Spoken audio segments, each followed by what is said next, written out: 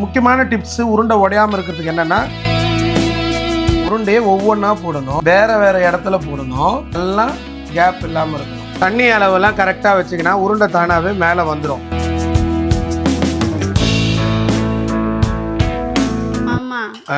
அடுத்த வீடியோவில் நிறைய கமெண்ட்ஸ் வந்து பருப்பு உருண்டை குழம்பு தான் கேட்குறாங்க. அதை பண்ணி காட்டுறீங்களா? அதனால தான் நல்லா ரெடி பண்ணுகிறான். அதாவது நிறைய கமெண்ட்ஸ் வந்து இந்த பருப்பு உருண்டை குழம்பை பற்றி கேட்டிருக்கீங்க. அதை என்னுடைய ஸ்டைலில் நான் வச்சு காட்டுறேன். ரொம்ப சூப்பராக இருக்கும். நான்வெஜ்ஜில் எப்படி சிக்கன் மட்டனுக்கு ஆசைப்பட்டு சாப்பிட்றோமோ அது மாதிரி பருப்பு உருண்டை குழம்பு எப்பயாச்சும் தான் வைப்பாங்க. ஆனால் அட்டகாசமாக இருக்கும். அது எப்படி ஈஸியாக டேஸ்டியாக நம்ம வீட்டு கிச்சனில் செய்யலாங்கிறத நான் தான் அவங்க தினேஷ் நாகூர்லேருந்து செஞ்சு காட்ட போகிறேன். வாங்க வீடியோக்குள்ளே போகலாம். புளி கரைக்கிறேன் மாமா. குழம்புக்கு கூட சுடு தண்ணியா? ஆமாம், அப்போ தான் டக்கு டக்குன்னு ஆகும். நீங்கள் இன்னும் 15 நிமிஷத்தில் போய் பிள்ளைங்க கூப்பிட போயிடுவீங்க. அப்புறம் வீடியோ எப்படி பாதிலேயே விட்டு போகிறது. அதுக்குள்ளே நம்ம இதை சமையலை செஞ்சு முடிச்சிடலாம். கடாயில் நல்லா ஒரு 4 ஸ்பூன் நல்லெண்ணெய் விட்டுங்க. நல்லெண்ணெயில் செஞ்சிங்கன்னா அது நல்லாயிருக்கும். உங்கள் வீட்டில் எந்த எண்ணெய் இருக்கோ நீங்கள் அந்த எண்ணெய் விட்டுங்க. திட்டாதீங்க. உங்கள்கிட்ட இருக்குது ஊற்றுற, எங்கள் வீட்டில் இல்லைன்னா சொல்லாதீங்க. உங்கள் வீட்டில் இருக்கிற எந்த எண்ணெய் வேணால் ஊற்றிக்கலாம். இப்போ எண்ணெய் நல்லாவே காஞ்சிடுச்சு.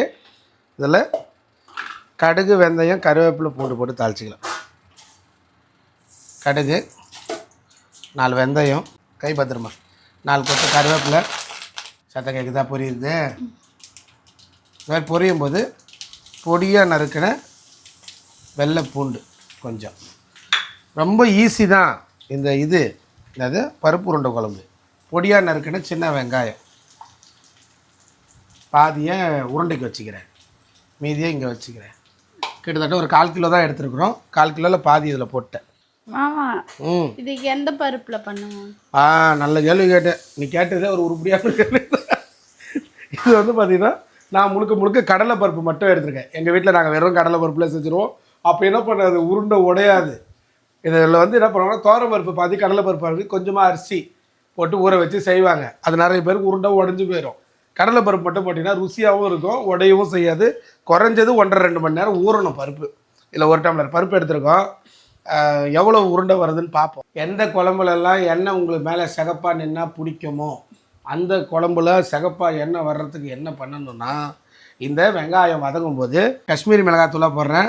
காரம்லாம் அந்தளவுக்கு இருக்காது, கலர் மட்டும் பிரைட்டாக இருக்கும். ஓகே, இதை போட்டுங்க.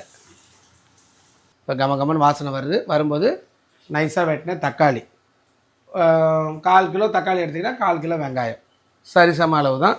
அதை போட்டுடலாம். இது நல்லா அந்த பச்சை வாசனை போகிற வரைக்கும் வதங்கட்டும். அப்போ நல்லாயிருக்கும். ஓகே, இந்த பருப்பு உருண்டை குழம்பு நிறைய வெரைட்டியில் வைக்கலாம். இந்த பருப்பு உருண்டை குழம்பு இதிலே வந்து பார்த்திங்கன்னா பருப்பு கூட கொத்துன கறியை போட்டு கொத்து கறி உருண்டை குழம்பு, அது புளி ஊற்றாமல் வச்சா நல்லாயிருக்கும். மட்டனில் நல்லா இருக்கே, அப்படி செஞ்சுட்டாங்களே. நல்லா இருக்குமா? நல்லா இருக்கும். ஆனால் இப்போ நம்மளால செய்ய முடியாது. நான் இப்போதைக்கு ரெகுலரான உருண்டை குழம்பு வச்சுருக்கேன். இதுவே ரொம்ப நல்லாயிருக்கும். அடிச்சுக்குவாங்க எங்கள் வீட்டில் பிள்ளைங்க, எனக்கு உருண்டை வரல, உனக்கு உருண்டை வரலன்னு. உருண்டை குழம்பு இன்றைக்கி நம்ம வைக்கிறோம். என்னது உருண்டை குழம்பு வைக்கிறோம். என் மனைவி ஆசையாக நான் உருண்டைன்னு கூப்பிடுறதுனால உருண்டையாக வந்துக்கிட்டே இருக்கு குழம்புல. உருண்டை குழம்பு உருண்டைக்கு வைக்கிறோன்னு சொன்னாங்க. நான் பாடி ஷேமிங்லாம் பண்ணல, நாங்கள் ஜாலியாக பேசிக்கிறோம். கோச்சிக்காரம். உப்பு, கல் உப்பு நல்லா தாராளமாக ஒரு 4 விரல் அடங்கின மாதிரி. இது வந்து வெயிட்லெஸ்ஸாக இருக்குது கல் உப்பு, ரேஷனில் கொடுக்குற உப்பு. சரிங்களா? அதனால் அது அப்படி இருக்குது. நீங்கள் நல்லா அடக்கமாக போடுங்க. உப்பெல்லாம் ஒரு 1.5 ஸ்பூன் போட்டிங்கன்னா கரெக்டாக இருக்கும்.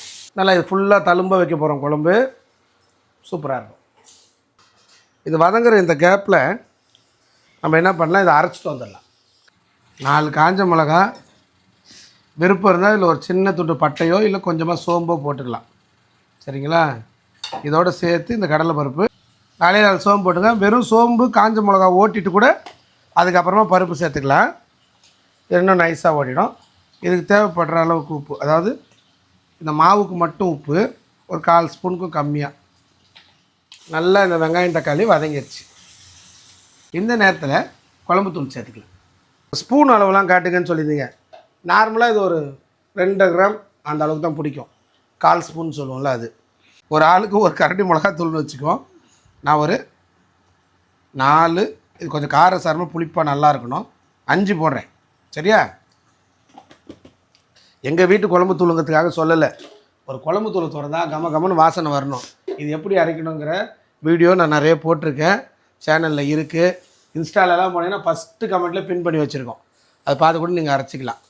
இப்போ இது சேர்ந்த உடனே ட்ரை ஆகிடுச்சு பாருங்கள். ஓகே, நல்லா வாசம் வர ஆரம்பிச்சிருச்சு. இப்போ நல்ல ஒரு எலுமிச்சம்பழம் சைஸ் அளவுக்கு புளியை எடுத்து தண்ணியாக கரைச்சி சேர்த்துக்கிறோம். உங்களுக்கு வேணுங்கிற அளவுக்கு. ரொம்ப புளிப்பாக வேணும்னா தாராளமாக சேர்த்துங்க. நான் வந்து ஒரு எலுமிச்சம்பழம் சைஸ் அளவுக்கு எடுத்து நல்லா கரைச்சி சேர்த்துருக்கேன். எனக்கு புளிப்பாக இருந்தால் பிடிக்கும், உங்களுக்கு புளிப்பு பிடிக்காதுன்னா கம்மியாக சேர்த்துக்கிறேங்க. சரியா? இது இப்போ கொதித்து எண்ணெய் பிரியிட்டோம்.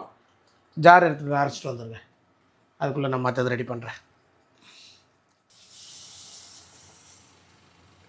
எண்ணெய் நல்லா பிரிஞ்சு வருது. சரியா? இந்த மாதிரி எண்ணெய் பிரிஞ்சு வரணும். அப்போ இதை சுடு தண்ணியை ஊற்றிக்கலாம்.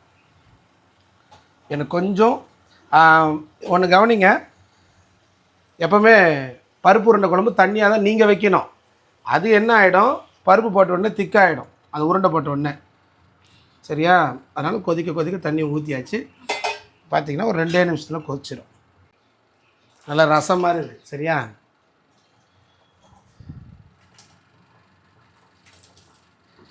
நல்லா கொதிக்கணும் அந்த குழம்பு. சரியா? சுடுதண்ணி ஊற்றினா உடனே கொதிக்குது பாரு. இது வந்து அடுத்து ஒரு 5 நிமிஷத்துக்கு நல்லா சலன்னு கொதிக்கிட்டோம். அதுக்குள்ளே நம்ம உருண்டையை தயார் பண்ணலாம்.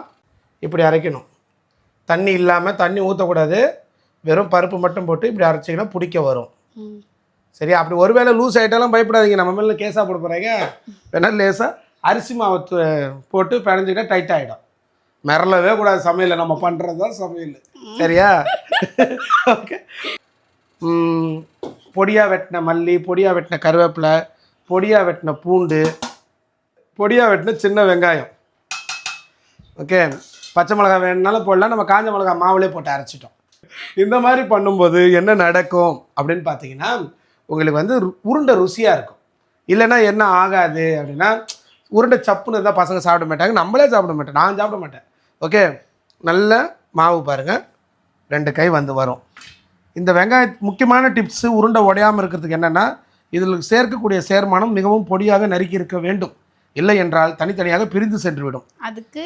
அதற்காக நீங்கள் பொடியாக நறுக்க கற்றுக்கொள்ளுங்கள், அல்லது சாப்பரை பயன்படுத்தவும். நொறுக்குற என்னது சாப்பருக்கு என்ன வரும், நொறுக்கு இயந்திரத்தை பயன்படுத்துவோம்.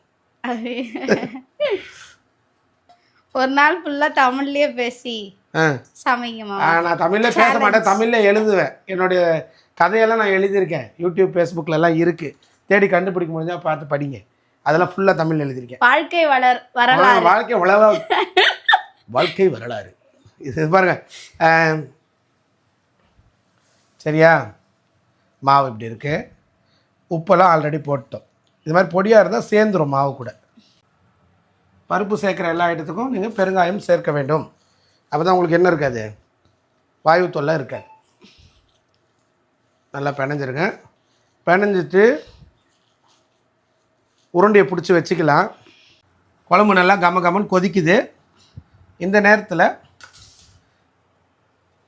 திக்காய் எடுத்த தேங்காய் பால் ஒரு அரை மூடி திக்காய் எடுத்த தேங்காய் பால் எடுக்கிறதுக்கு தேங்காவை துருவிட்டு மிக்ஸி ஜாரில் கொஞ்சமாக நார்மலான வாட்டரை விட்டு திக்காக அரைச்சிருங்க. அப்புறம் சுடு தண்ணி கொஞ்சமாக ஊற்றி கலந்திங்கன்னா பால் திக்காகிடும். அதை வடிகட்டி எடுத்து வச்சுக்கிட்டிங்கன்னா அருமையான தேங்காய் பால் உங்களுக்கு கிடைக்கும். அப்படியாகத்தான் இந்த தேங்காய் பால் எடுக்கப்பட்டுள்ளது.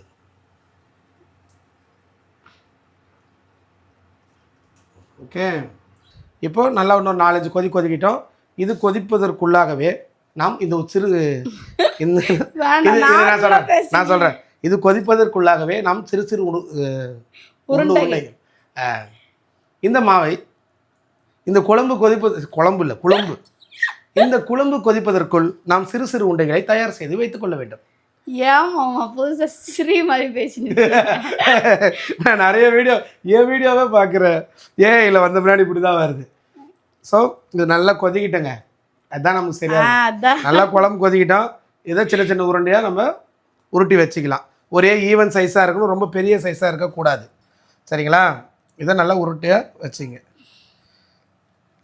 கூடுமான வரைக்கும் உருண்டையில் கேப் இல்லாமல் இருந்தால் உங்களுக்கு என்ன செய்யும்னா நல்லா உடையாமல் வரும். நான் மறுபடியும் சொல்கிறேன், உருண்டை குழம்பு தண்ணியாக தான் வைக்கணும். நீங்கள் உருண்டை போட்ட பின்னாடி அது டைட்டாக ஆகிடும். சரியா? நல்லா கொதித்து பச்சை வாசனை எல்லாம் போயிடணும். உப்பு காரம்லாம் பார்த்துங்க. இந்த நேரத்தில் உப்பு காரம் செக் பண்ணிங்க. கரெக்டாக இருந்துச்சுன்னா பரவாயில்ல, இல்லைன்னா எதனா போட்டோன்னா போட்டு அட்ஜஸ்ட் பண்ணிக்கலாம். சரியா?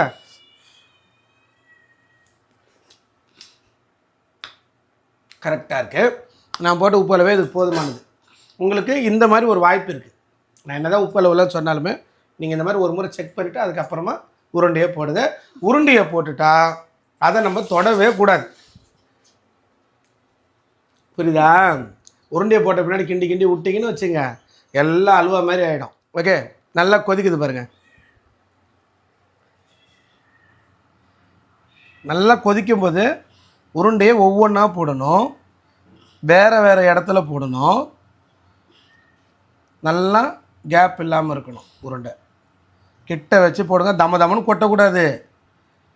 நான் பார்த்துருக்கேன் நிறைய பேர் எல்லாம் தான் உருட்டி வச்சிட்டோமேன்னு அப்படியே எடுத்து கொட்டுவாங்க. அப்புறம் மாமா உருண்டை குழம்பு வரல மாமா, பிரண்டை குழம்பு வரல மாமான்னா என்ன உங்களை சொல்கிறேன், ஜென்ரலாக சொல்கிறேன். போட்ட உருண்டை மேலேயே திரும்ப திரும்ப போடக்கூடாது. இன்னொன்று கூட பண்ணலாம். உருண்டையை போட்டிங்கன்னா வெயிட் பண்ணிங்கன்னா ஒன்று போட்டோன்னா அது மேலே வரும். அதுக்கப்புறமா அங்கே கூட நீங்கள் அடுத்ததை போடலாம். மேலே வருமா? வரும். ஒவ்வொன்றா போட்டால் வரும். அந்த சூட்டுக்கு நான் என்ன பண்ணுறேன்னா, எனக்கு ஒரு ஆள் அது தெரியுதா, அது மாதிரி ஒவ்வொன்றா மேலே வரும். சரி, நான் எனக்கு போட்ட இடம்லாம் ஞாபகம் இருக்குங்கிறதுனால நான் வேறு இடத்துல போடுறேன். நீங்கள் என்ன பண்ணுங்க, வருது பாருங்கள், இங்கே வருது பாருங்கள். மொத்தம் 15 உருண்டைகள் நமக்கு கிடைத்திருக்கிறது. 15 உருண்டை. எங்கள் வீட்டில் 5 பேர், ஆளுக்கு 3. சண்டை போடாமல் பிரிச்சுக்கணும். இதுக்கு போய் ஆர்ஐ தாசில்தார்லாம் கூப்பிட்டு வர முடியாது. ஒரே சிக்கனு மட்டன் எது செஞ்சாலும் அவள் ஏற்கனவே ஒன்று சாப்பிட்டா எனக்கு இன்னொன்று தான் வந்திருக்கு அப்படின்னு நானே கேட்பேன். ஸோ அதெல்லாம் முடிஞ்சிடும். அவங்க சொத்தை க்ளீனாக பிரிச்சுக்கிருங்க. ஓகே, உருண்டை எப்படி மேலே வந்துருச்சு பாருங்கள். சரிதா? கொதி வந்த உடனே மீடியம் ஃப்ளேமில் மாற்றிக்கணும். சரியா? தகதால் ரொம்ப விகரஸாக கொதிக்கக்கூடாது. விகரஸாக கொதிச்சுன்னா நம்ம தனித்தனியாக புரிஞ்சு போயிடும். ஸோ இதுக்கப்புறம் மீடியம் ஃப்ளேமில் 15 நிமிடங்கள் கொதிக்க வேண்டும். அப்போ தான் மாவு வேகும். கரண்டிக்கு 144 தடை உத்தரவு போடப்பட்டுள்ளது, உள்ளே செல்லக்கூடாது. சரிங்களா? 15 நிமிஷம் கழிச்சு பார்க்கலாம். ஒரு 10 நிமிஷத்துக்கு அப்புறம் லேசாக நகர்த்தி விடுங்க, அடி பிடிக்காமல் இருக்க. ஸோ வெயிட் பண்ணலாம். நல்ல ஒரு அருமையான குழம்பு தயாராகி கொண்டே இருக்கிறது. தண்ணி அளவெல்லாம் கரெக்டாக வச்சிங்கன்னா உருண்டை தானாகவே மேலே வந்துடும். சரியா? இதை டிஸ்டர்ப்லாம் பண்ணக்கூடாது. 15 நிமிஷம் மீடியம் ஃப்ளேமில். ரொம்ப ஸ்லோவாக வச்சாலும் கரைஞ்சிரும், ஹையாக வச்சாலும் கரைஞ்சிரும். இது மாதிரி கொதிச்சுட்டே இருக்கிற மாதிரியான சூட்டில் வைங்க, நல்லா வெந்து வந்துடும். ஓகே. என்ன மாமா ட்ரெஸ் மாற்றிட்டீங்க? இந்த குழம்பு கொதிக்க 15 நிமிஷம் கேப் இருந்துச்சு. பிள்ளைங்களுக்கு ஸ்கூல் விடுற நேரமாக ஆயிடுச்சு. இது சிம்மில் வச்சுட்டு போயிட்டேன் கொதிக்கிட்டேன்னு. போய் அவங்களை அழைச்சிட்டு வந்துட்டேன். இப்போ பாருங்கள், பக்காவாக ரெடி ஆகிடுச்சு குழம்பு. நிதானமான தீயில் தான் கொதிக்கணும்னு சொன்னேன் இல்லையா? எண்ணெய்லாம் பிரிஞ்சு வர ஆரம்பிச்சோன்னே அடுப்பை அணைச்சிடலாம். முக்கியமான ஒரு டிப்ஸு சொல்கிறேன் பாருங்கள். குழம்பு நீங்கள் எப்போ சமைச்சு முடித்தாலும் உடனே அந்த அடுப்பு சூட்டிலேருந்து இறக்கக்கூடாது. கீழே மூடி போட்டு அப்படியே அடுப்பு சூட்டோடு வைங்க. வச்சிங்கன்னா மேலே அந்த குழம்புல இருக்கிற எண்ணெயெல்லாம் பிரிஞ்சு வந்துடும். சரியா? மாமா, எனக்கு ஒரு டவுட்டு. சப்போஸ் நீங்கள் இப்போ போட்டிங்க உருண்டையாகுது, நாங்கள் போடும் போது டப்புன்னு பிரிஞ்சிடுச்சுன்னா சேஃப்டியாக எப்படி செய்கிறது? சேஃப்டியாக செய்கிறதுக்கு நீங்கள் என்ன பண்ணலாம், இட்லி குண்டானில் வேக வச்சு போடலாம். இந்த உருண்டையை எண்ணெயில் ஃப்ரை பண்ணி போடலாம், இப்படியும் போடலாம்.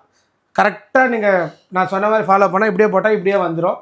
உங்களுக்கு கொஞ்சம் டவுட் இருந்தால் நீங்கள் இட்லி குண்டானில் வேக வச்சுட்டு போடுங்க. அது மசாலா அவ்வளோவா இழுக்காது, இது சூப்பராக இழுத்துரும். அது ஊற தான் நல்லாயிருக்கும், இது உடனே நல்லாயிருக்கும், வேறு ஒன்றும் இல்லை. ஓகே, இப்போ அடுப்பு அணைச்சிட்டு கொத்தமல்லி தலையை தூவிக்கலாம். சரியா? நான் நினச்சேன், நான் கேட்ட உடனே உடஞ்சா என்ன எல்லாத்தையும் வயிற்றுக்கு தானே போகுது, சாப்பிட வேண்டியதுதான் சொல்லுவீங்கன்னு நினச்சேன். வேறு டிப்ஸ் சொல்கிறீங்க. உனக்காக இருந்தால் அப்படி தான் சொல்லியிருப்பேன். என்னுடைய ஃபாலோவர்ஸ்க்காக தான் இந்த டிப்ஸ் எல்லாம் சொல்கிறேன். Thank you so much. சாப்பிட்டு பார்த்துருவோமா? சரி, வாங்க சாப்பிட்டு பார்த்துருவோம். அதான் சோறு எடுத்தாச்சு. உருண்டை குழம்பை ஊற்றிக்கலாம்.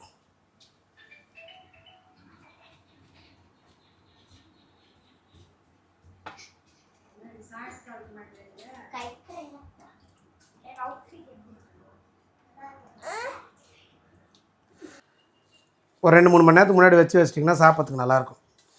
நல்லா கமகமன்னு வந்துட்டுருக்கு வாசம். உருண்டையை பாருங்கள்.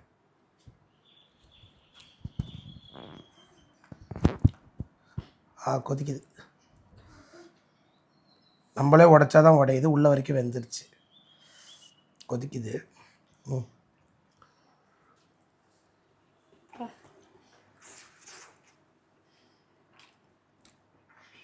செமையாக இருக்குது. இப்போ நம்ம சாப்பிட்லாம். ரொம்ப சூப்பராக இந்த உருண்டை குழம்பு நம்ம செஞ்சு பார்த்தாச்சு.